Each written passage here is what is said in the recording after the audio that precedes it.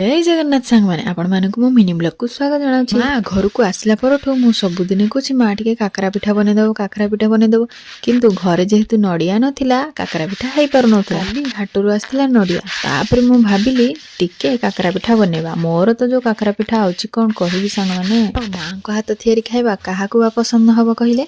काकरार recipe कौन देवी कहले हमें कड़ाई को बसैकी से दी गिना पानी रे गोटे गिना सुजी पकई देथिली तापरे स्वाद अनुसार लुण आउ चीनी दे देथिली तापरे माँ ताको भल भाव जंतुणी पकई देथिले। जंतुणी को घोड़े की 5 मिनिट करबा जेमिति आमे उपमा किंबा सुजी करू ताको जेतिकी समय सिजिबा पय छाडंती सेतिकी समय जंतुणी टाको सिजिबा पय आपण मन छाड दे। तापरे बनेबा नडिया पुर रो कोन देबे नडिया को कुरिबे किंबा ग्राइंडिंग करबे ताको चीनी देकी टिके नड़ियार पानी मरिबा पर्यंत ताकू भल भाव घांटीबे। घांटी सारा पर से गोलमरीच आउ अलैच गुंड पकईकी ताकू आमे पूरा प्रस्तुत करदेबा। तापर गोल गोल गोल गोल करी मंडा तैयारी करबा। आज मु बहुत खुशी कारण मु आज काकरा पिठा बनैथिली। माँ मते सबु सिखेकी बाहर को छाड़तिले किंतु मो पड़ा मन मु सबु भूली जाउछि आउ जो जिनस शिखिथिली जेहेतु अभ्यास छाड़ी दउछि मु एबे करि पारुनी।